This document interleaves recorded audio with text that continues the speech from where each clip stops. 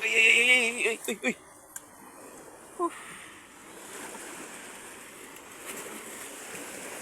Hapon na mga ki, oh. Yan, tingnan nyo.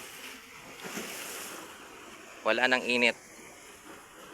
Mga ki, oh. Hapon na. Hapon na nang marating natin ang lugar na ito na sinasabing di umano maraming basura.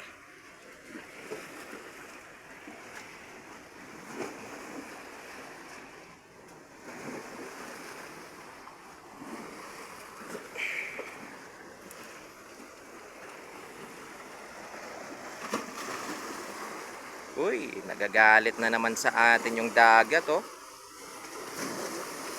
Galit na naman. Ay, nako.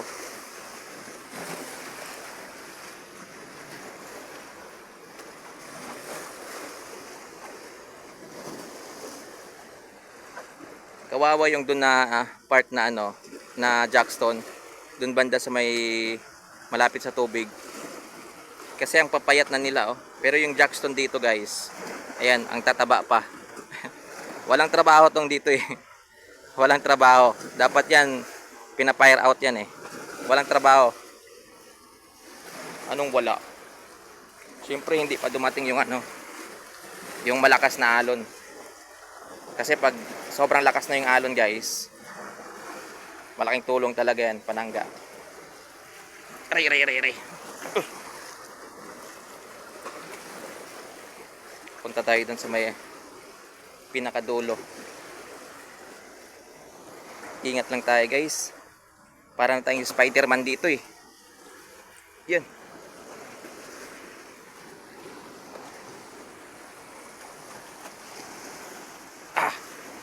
Bagok ulo mo dito pag ano, pag nagkamali kang hakbang dyan, oh, bagok ulo mo dyan, guys.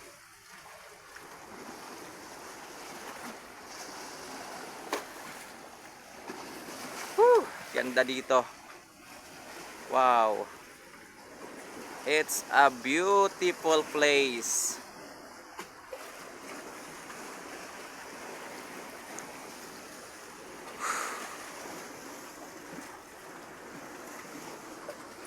Roger, Roger. Roger, over and out. Ah.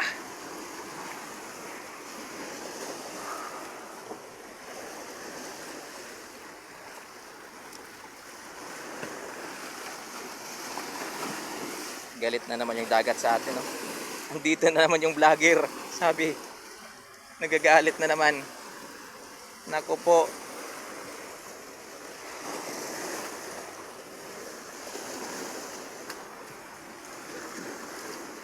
Galit na naman siya.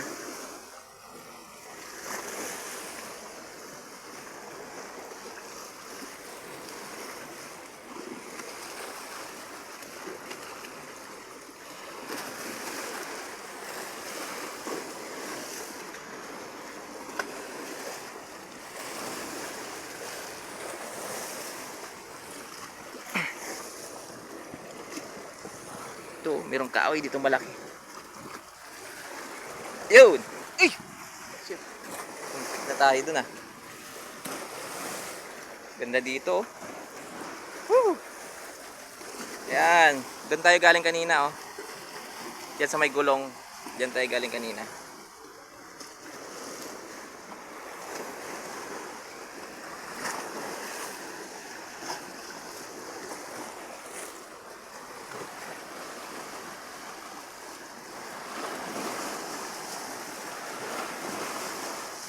Palakas na palakas yung alon. Nakakatakot, mga kiyo.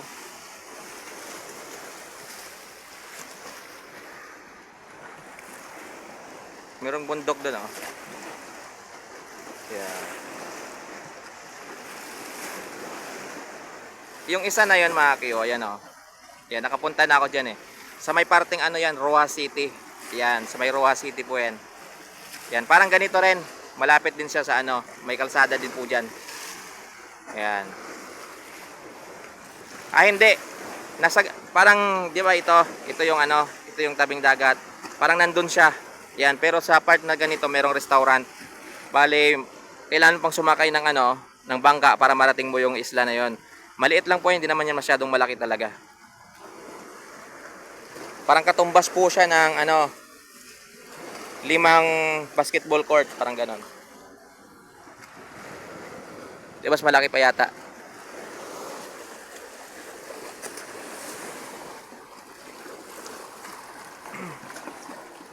Aray, naku po.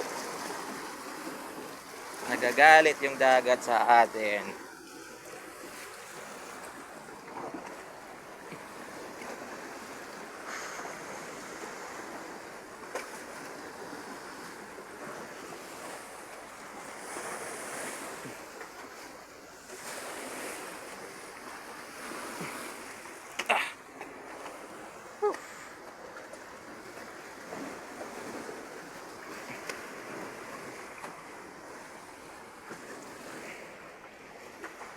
Grabe itong in-explore natin mga Q.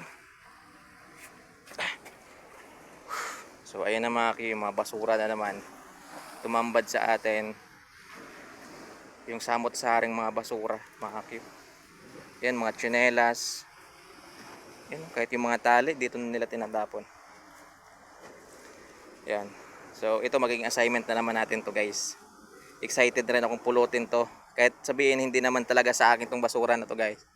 Mga Q, ang importante hindi tayo guilty kung sakali mang gumanti sa atin tong inang kalikasan na to guys, dito sa ginagawa ng mga walang disiplinang tao.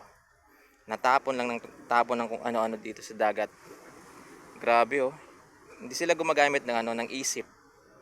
Yan, ito kasi mga ganitong tinatapon sa dagat, di naman natin kailangan yung mataas na pinag-aralan dito, graduate ka ng 4 years college 4 years graduate ka ng college o isa kang professional. Isipin mo na lang na yung mga ganyang basura, hindi yan dapat itinatapon sa dagat kasi tinatapon yan sa tamang basurahan. Right? Right naman pala eh. But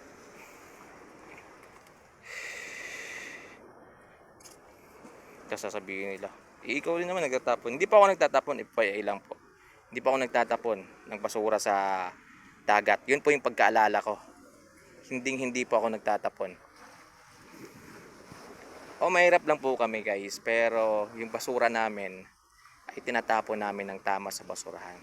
Kasi pag nagtapon kasi ako dito.